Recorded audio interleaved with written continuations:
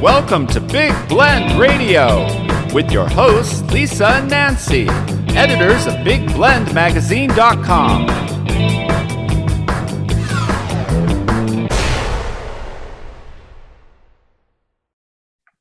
Hey, everybody. Welcome to Big Blend Radio with Nancy and Lisa. You know, the full-time travelers on the Love Your Parks tour and publishers of Big Blend magazines. And many of you know we travel full-time and documenting parks and public lands while we do our magazines and podcasts of all interests, right? But one thing we do as we travel is pet sit, and we get to hang out with dogs, cats, goats, chickens, tortoises, guinea pigs, bunnies. You know, you name it. And it's a very cool life to be doing this. It's a really cool way to see the world and to see the country as we travel the country. But we've met so many pet friends across the country. And so when we found out about Phoebe Cakes and Friends, this is a wonderful young reader series by Michelle Dumont and also illustrator Jennifer Taylor. We're like, well, we have to dig into this book. So Michelle is based in New Orleans, and the book is about Phoebe Cakes and Friends. And the second one is out. It's called An Alphabet Tail. So it's really about getting kids to understand and learn their alphabet, but in a really super fun way. They learn dogs, like the different dog breeds and characteristics. So it's really cool. Unfortunately, Phoebe Cakes has passed since she first adopted her. Michelle first adopted her, but her story absolutely continues through these books, inspiring kids to learn and grow and have a good time. But welcome to the show. Michelle, how are you? Great, thank you. And you have such a cool life. I would love to just travel and do what you're doing. It just sounds like so much fun. You know, we're thinking of writing a book about pet sitting across the country because I think you could just tell endless tales of, your time at each spot. That would be so much fun. Well, each dog, or each pet, because they are fun. They really are. I have to say, If everyone goes to nationalparktraveling.com, that's our park website, and types in pet sitting across America, you'll see our map of all the pets we've taken care of over the last couple years. You like the ideas are just coming to my head right now. I can already picture it. It's exciting because I know that you adopt dogs and you've had dogs in your life, but what led you to go, okay, I'm going to write children's books? Because I know you're in the healthcare world, respiratory therapist and asthma educator, which you've got to have been busy over the COVID pandemic. Yeah, it definitely. That had to have been a hectic time for you. Yeah, it's getting a little better. Cross our fingers, and I still work in it, and but I started writing just on a friend had taught, I told her some stories, and she also writes, and she's like, you should write a book. And I had been thinking about it for like 10 years, but it was just very, when you think about being a writer, and it's kind of overwhelming, and I don't know where to start, and I don't know what to do. And I started just doing some research on the side. I do research with my job. So I just took that research experience and from healthcare, put it into writing. And I started here in New Orleans at about 4 years ago, what's called the New Orleans Writers Workshop. And they kind of helped me, kind of navigate everything with the writers and the teachers there. So I had been really looking into children's books, and I have 3 children. They're actually my youngest one now is in college. She's our second year. But when they were little, I loved, reading Dr. Seuss and Blue's Clues and the Rugrats. But I loved the offbeat stories of, Dr. Seuss was rhymey and fun. And it was just fun to read those stories, and they stuck with me. And when I adopted Phoebe, I just took her everywhere with me. And I wanted to put her in we have Mardi Gras here, but in the weeks leading up to Mardi Gras, we have a parade practically every other day. And one of them is the dog parade. It's named Barkus. And Barkus, everyone can enter. You can bring, I should know how many dogs entered this past year. but I'm not really sure. But there's 1,000 dogs probably at least in the parade. Wow. And you Oh go my and you go through the French Quarter. Oh, they dress them up. They make Oh their my own little gosh. floats. The pet parents are usually dressed up. Yeah, it is come one, come all. And so do the I dogs all decided, get along in this situation? yeah, I think that they pretty much like, if you know that your dog, does well with other dogs, then please come. But I haven't seen any bad incidents, so everybody seems to get along very well. Your dogs, like if your dogs aren't good on leash Well, or leashes, but it's nobody's territory either, they're all in a new zone. They're you're in a everywhere, new, and you're walking through the French Quarter, so it's fun, and there's so many people come out. Some people the come out visuals to I'm see getting it. of a bunch of dogs, like really, I that know. their little sniffers are going berserk, right? And I think there's so much going on that they're probably it's such a different experience, overwhelmed too, but everybody in a good way, of like, oh, we've got to stop and look at everything more than we've got to run to everything. So I dressed up Phoebe, got her one of those red wagons, but more of a cart, and dressed that up as a float. And me and my friend who's the illustrator, Jennifer Taylor, we walked through, and Phoebe loved it. She just thought every day from that day on she should be in a parade. And there were so many kids. And at one point I thought that she was going to get a little overwhelmed because there were so many children who, kind of flocked to you, and each, step of the parade is, a new set of children and people and dogs. And she just loved it. And that story, the first story, just pretty much, was writing itself as I was walking through, the parade. And I went home that evening and began to write it. And it came really quickly. And interesting thing, in my illustrator, she is a architect, but also does a lot of some stuff with the movies. And I just looked at her and I'm like, I can't find an illustrator. I'm like, but you're an architect, so I think I'm pretty sure you can draw a dog. And she's like, I'm not sure about this, but I'll try. And so that's how it all started. But I love her illustrations because I think they're so cool. They're so much fun, and they bring it to life. But there's a laid back quality to your books, both of them, where it's fun. It's you leave room for imagination for kids and for parents, so that there's a discussion to be had. And I think it's like the illustrations are just like that perfect amount where it's not overproduced. In an album, it's simple. like in music, when it's overproduced and you lose that earthiness to it. I think there's something fantastic about the writing, the rhyming, and the rhythm you have. And that's something I wanted to ask you that's kind of weird. But like you work with people with breathing issues and asthma, and you educate. So I kind of feel like those qualities go. And I think also Jennifer, being an architect, like I want to scribble outside the lines. Thank you very much. After, as an architect, you have to be precise. And yet you can see she's like, I'm going outside the lines. Watch this. It gives you a lot of open. I think for us, it gives us that creative outlet. To do and kind of throw the rule book, out. Everybody asks me if there's rules, and I say that you just kind of have to find your own voice and what works for you.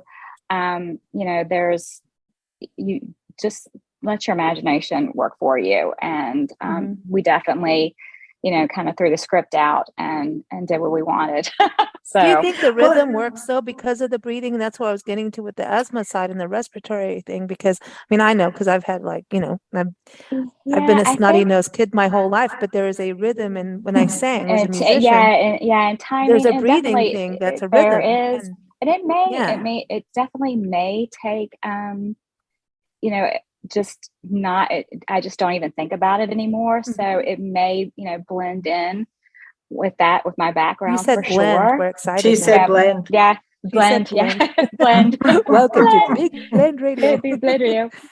Yeah. So I think that, it's just kind of, some things are just kind of second nature. So I don't think about it. And and when I find myself, people ask me certain questions and I'm kind of like, don't you think like that? And, they're like, no, we don't think like this. No, we when you're understand that. Yeah, exactly. Yeah. So I was like, when I was writing the alphabet tail, it took me like maybe 3 days, and it just kind of comes to me, and I just start writing, and I may have 20, ideas in my head of like, this is what I want to work on at some point. And one day something will just strike me, someone will say something, and it starts writing. So there's one other book that I have, the Christmas Tail, that'll be next year. But I knew that I wanted to do the Christmas book. I had a few little ideas, but I'm not going to try to force the writing. It just kind of has to come to me. And usually when it does, like I get a line, it just starts to really write itself in my head. And I just kind of sit down and write it. And usually it doesn't take me but like a couple of days once that process starts. So I'm not one of those people who are like, I'm going to write it, this book, and I have to write it now, and I have to write it in order. Because sometimes you have ideas, it'll be 3 pages down, but so you don't have to feel like I've written this page. I have all these great ideas 3 or 4 pages over. Sometimes you will write those 3 or 4 pages over, then come back and fill in, Sure. Absolutely. Fill it in.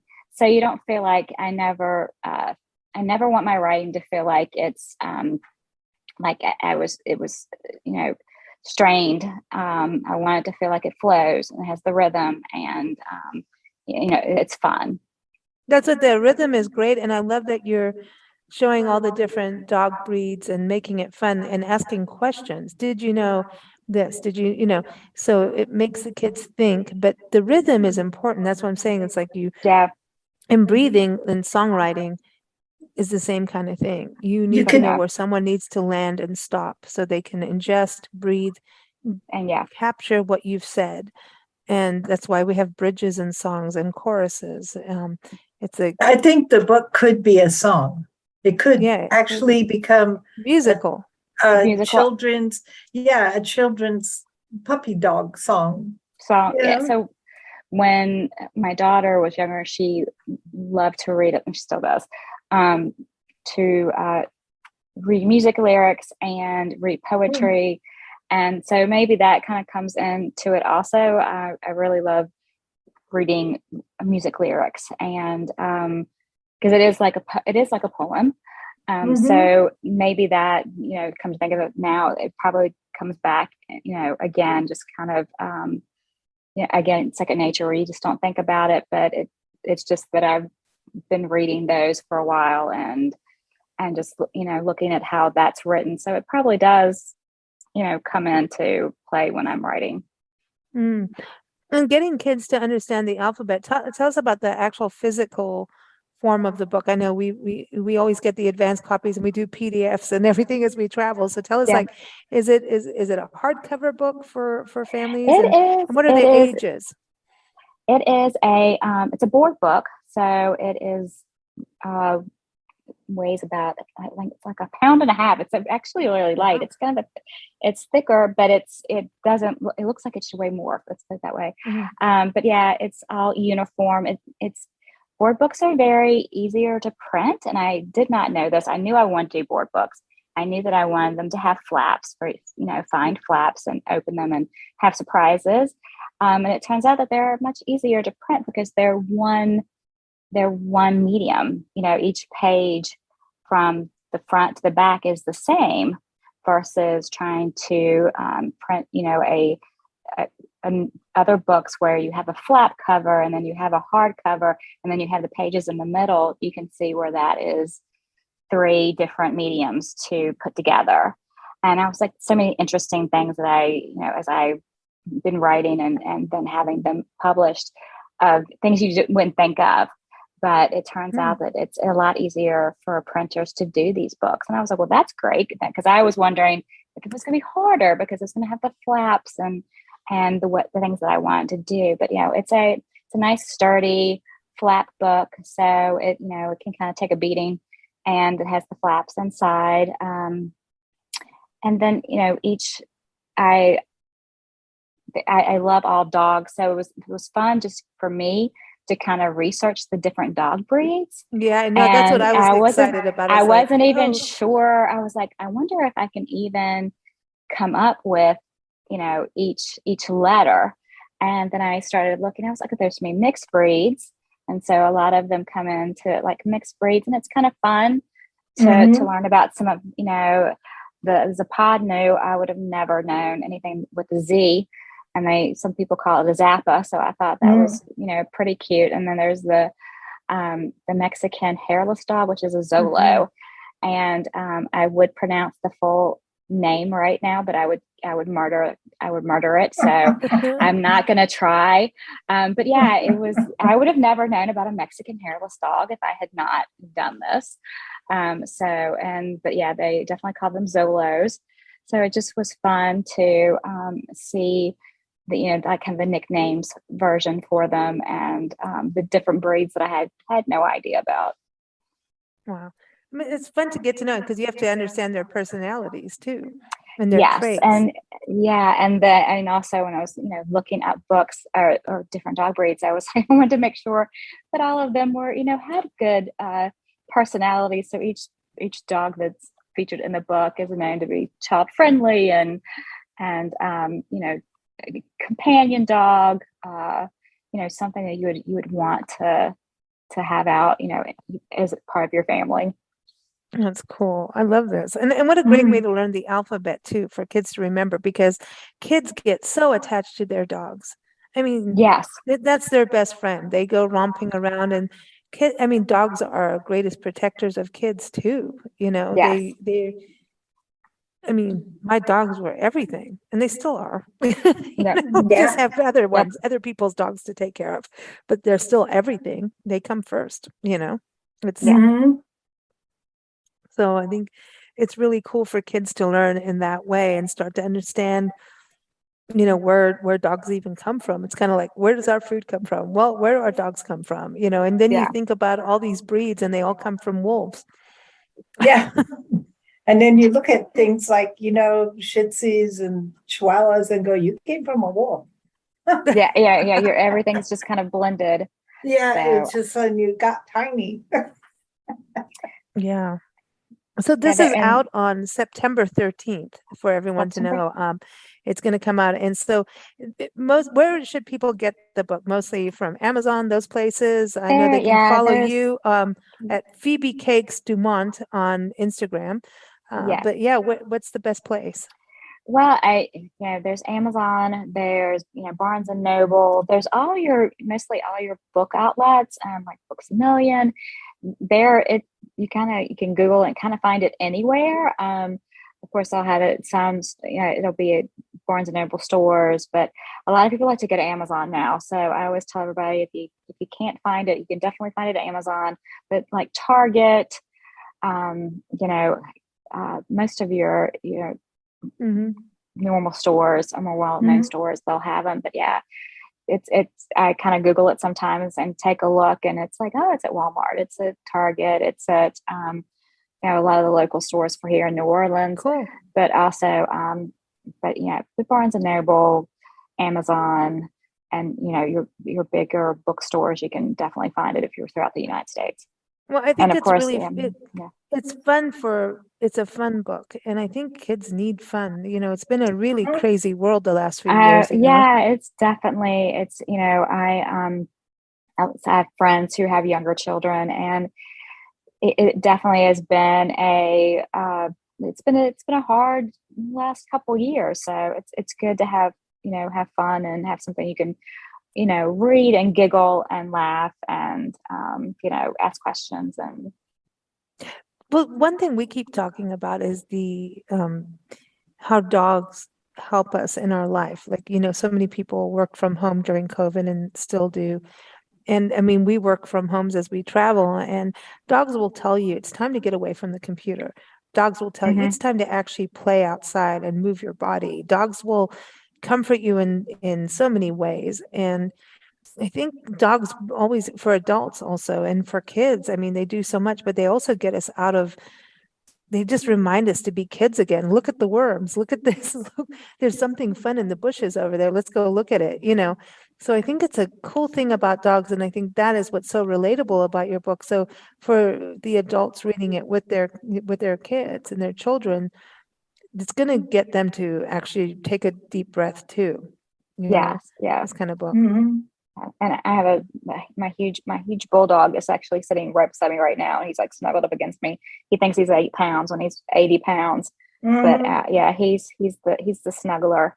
But They yeah, all they definitely think they're puppies. They want to get in your lap. They think they're puppies still. Oh, he definitely does. But my Frenchies and Fritz, they are a constant source of entertainment because they're always doing something that just makes me laugh. And you know, just and they fight for your attention, because if once it's in your lap now, they've all got to get in your lap. So it does. I do have a couple of like videos where I'm being just looks like I'm covered in dogs. So and laughing because they're just like, you know, licking me or something. But yeah, they definitely make you laugh, and just it's very it's good. It's good to laugh, and it's good to be happy. So Absolutely. Yeah. Absolutely. Cool. So everyone, again, the book is Phoebe Cakes and Friends, an alphabet tale that is coming out September 13th through Susan Schadt Press. And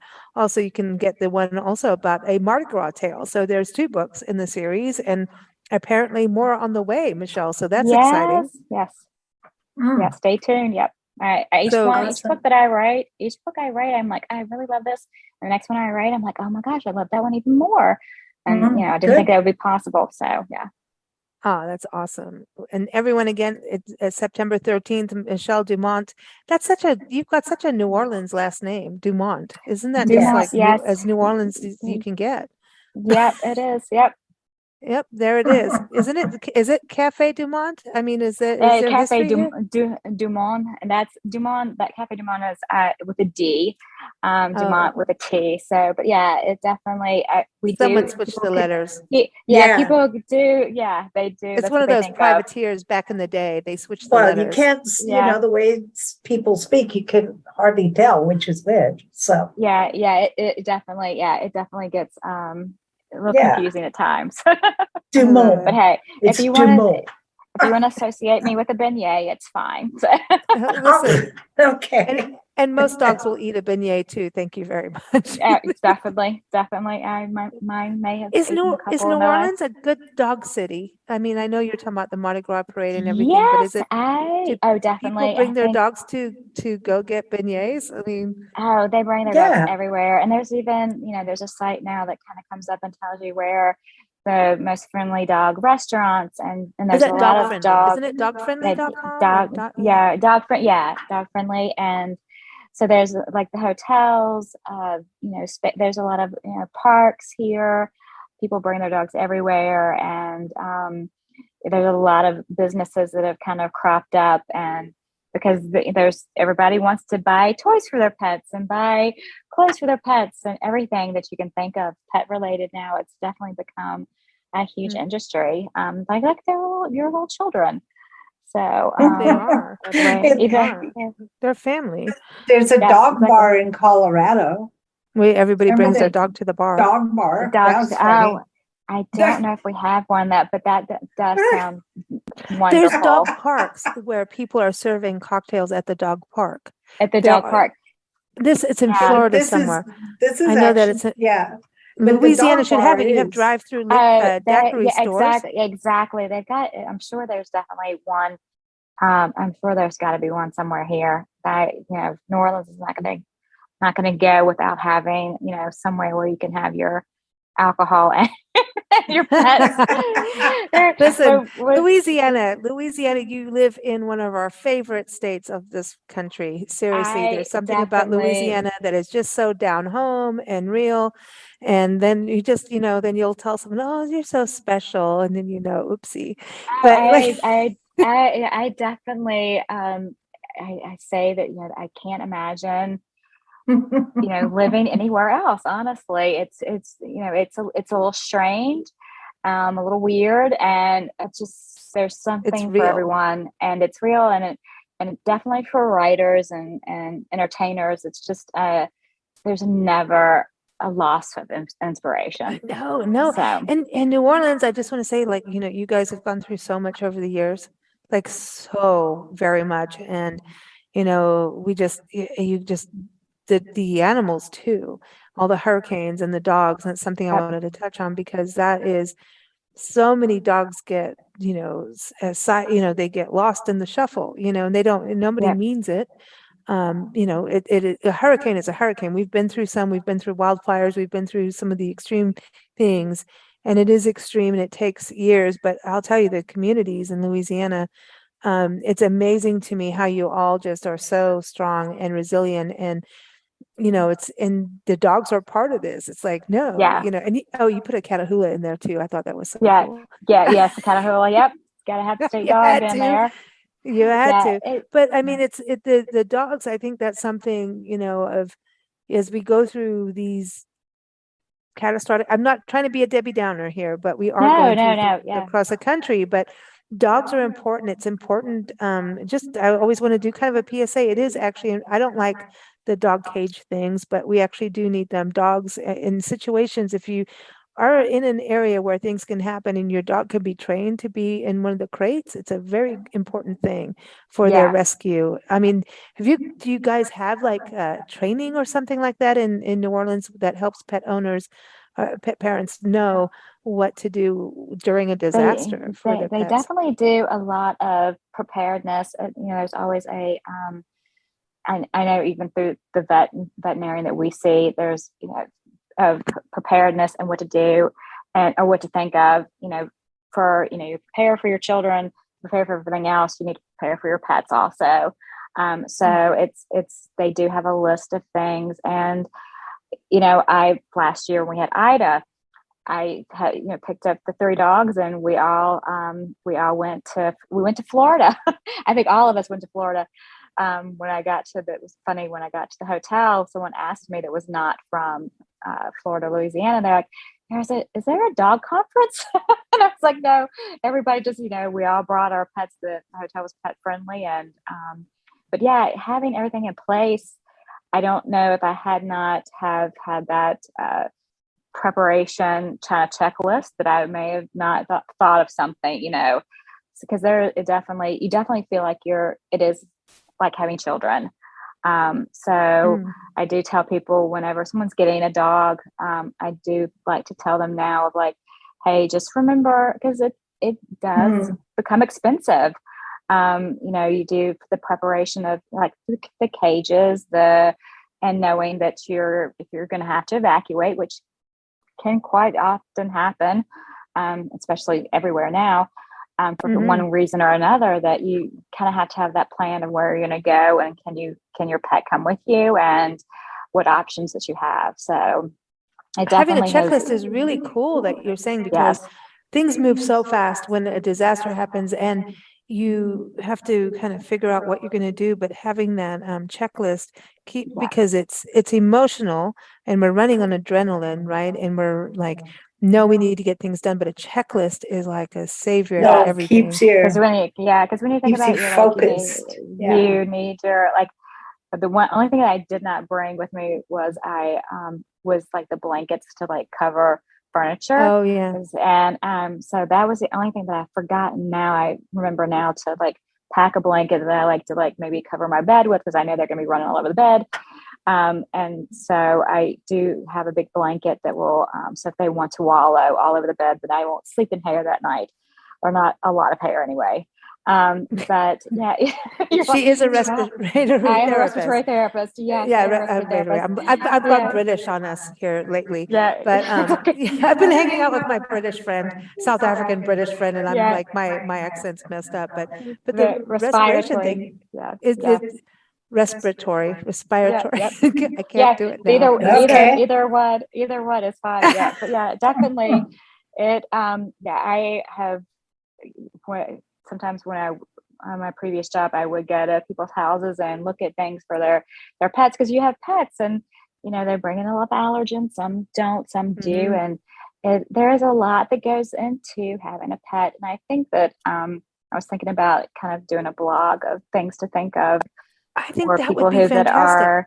are adopting, because I've learned so much over the years, and there's just so much more out there than like when I was little. I had a German Shepherd, and you had like 3 different dog food brands at that time, maybe, to pick from, and you didn't have all these, the medications and preventatives that you have now. So it's a lot. It's a lot to look at and think about. Yeah. When you do that, let's talk, because I'll tell you, we can give you some connections of what, just from our insight from traveling and taking care of so many animals. Most animals now have allergies like human beings do. Yes. And I know. when I was That's the growing up, food. animals weren't allergic to, dogs were fine to run around the grass. Now they're not. So Yeah. we're doing some stuff that we need to learn about. But we did have a horse that we stabled when we lived in South Africa. We had like a property with stables, and he was Club Med. He was allergic to the hay to and the straw and to everything. dirt. Oh, And no. Yeah, And it was sad. his hooves were crumbling. Mhm. It was the most that's so sad. insane thing. So I And wonder, nobody knew what to do. and I think it's also hard, like the purebreds, and you talk about the different breeds in your book with Yes. Alphabet Tail, the pure, when Nancy and I were talking about this, actually, with knowing that you're coming on the show, we were talking about the breed. A lot of times they're actually have more issues than Yes. mutts. Oh, Actually. Yes, exactly. For And sure. I do tell people too, like, because I don't think you can get away with, there's sometimes as you can't get away without purchasing a dog. If there's a certain dog breed that you want, I just tell everybody to make sure that you really look at that breeder. If you can find Don't be a backyard anything breeder. make sure that if they're a reputable breeder, you can probably check on their siblings, from past litters that they've had, and just do your due diligence. Don't just get, I never want to see, like, when I've gotten pets from rescues, there's all kinds of reasons why they're there at the rescue. And, there's a lot of things that just really could have been prevented easily. And, but there's a lot of reasons that come there, but I just want to make sure, if you do have to go the route of getting a pet through a breeder, then just make sure you do your background checks on the breeder. And there's a lot of reputable breeders, but also there's a lot of people who are just in it for money and have no idea, really what Exactly. they're doing. They're just doing it for money, backyard breeders, and they're not really taking care of the animal. And the more we support them, the more they're going to be there. Yes. So that's an important thing. But thank you so much. I'm so excited about your book series, and glad that you're doing more than one book. And now you're on 2, and we know 3. We know you mentioned Christmas, so we're waiting for that now. So please keep us posted, and please do the dog blog. The dog blog. It just makes sense. I think that's cool. Yes. I think it's really cool. It's I mean, it's just, there's so much going on. Like, dogs are going through what humans are going through now medically. And that. also just from the pandemic, there's nothing of like your dog's, the separation anxiety if you may be going back to work, and just everybody got dogs when they were home, and so there's all kinds of things that you have to keep in mind of what's your dog going to do while you're maybe gone now for longer periods, or so there's so much to think about.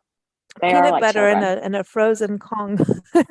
Exactly. Do it Peanut every butter single is, day, peanut butter's a friend. So you got to think of them as your kids, like you were saying earlier. I mean, that's why we pet sit a lot.